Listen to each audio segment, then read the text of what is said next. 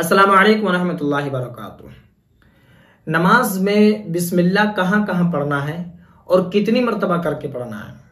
दूसरी बात यह है कि नमाज में जो हम सना पढ़ते हैं तो वो सना अगर हमें याद नहीं है तो हमारी नमाज होगी या नहीं होगी।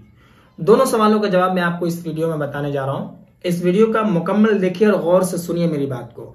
बिल्कुल आसान तरीके से आपको बताऊंगा ताकि आपको अच्छे से समझ में आ जाए। ठीक है, सबसे पहली बात तो आप ये जान लीजिए कि बिस्मिल्लाह कहाँ कहाँ पढ़ना है।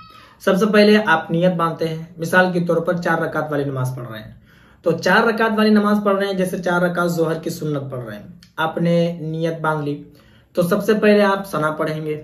सना पढ़ने के बाद मैं आपको इसके बाद बताता हूं कि अगर सना आपको याद नहीं है तो नमाज आपकी होगी या नहीं होगी। ठीक है, सना पढ़ लिया आपने, फिर तऊज़ु तस्मिया यानी कि अऊज़ु बिल्लाहि मिनश शैतानिर रजीम पढ़ा, फिर बिस्मिल्लाहिर रहमानिर रहीम पढ़ा, यहाँ 1 मरतबा पढ़ना है। ठीक है, सूरा फातिहा आपने पढ़ा, उसके बाद आप फिर से बिस्मिल्लाहिर रहमानिर रहीम पढ़ेंगे 1 ही मरतबा, फिर आप सूरा पढ़ेंगे जो सूरा आपको याद हो।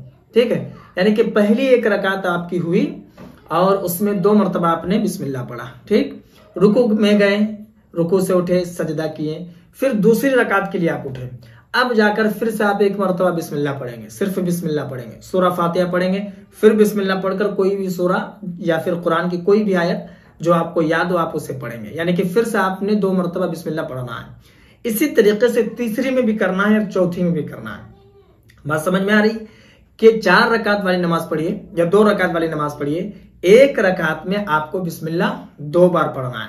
ये बात क्लियर हो गई। ठीक है, अब मैं आपको बताने जा रहा हूं कि सना अगर आपको याद नहीं है तो आपको क्या करना चाहिए और सना अगर याद नहीं है तो नमाज आपकी होगी या नहीं होगी। तो देखिए, सना पढ़ना ये सुनन और मुस्तहब्बात में से है। ठीक, अगर आप सना नहीं पढ़ते हैं तो ऐसा नहीं कि आपकी नमाज नहीं होती है, आपकी नमाज हो जाती है। ठीक है, लेकिन सना पढ़ने का जो सवाब आपको मिलना था वो सवाब से आप महरूम रह गए, यानी कि उसका सवाब नहीं मिलेगा क्योंकि आपने उसे पढ़ा नहीं। बाकी उसको ना पढ़ने की वजह से नमाज नहीं होती है, ये गलत है, नमाज आपकी हो जाती है। बेहतर है कि अगर आपको याद नहीं है तो आप इसे याद कर लें। ठीक है, मैं उम्मीद करता हूं कि मेरी बात आपको समझ में आ गई होगी। बाकी अगर आपके मन में कोई सवाल हो या फिर कोई डाउट हो तो आप मुझे कमेंट पर जरूर बताएं और अगर नए हैं चैनल पर तो चैनल को भी जरूर सब्सक्राइब कर लें।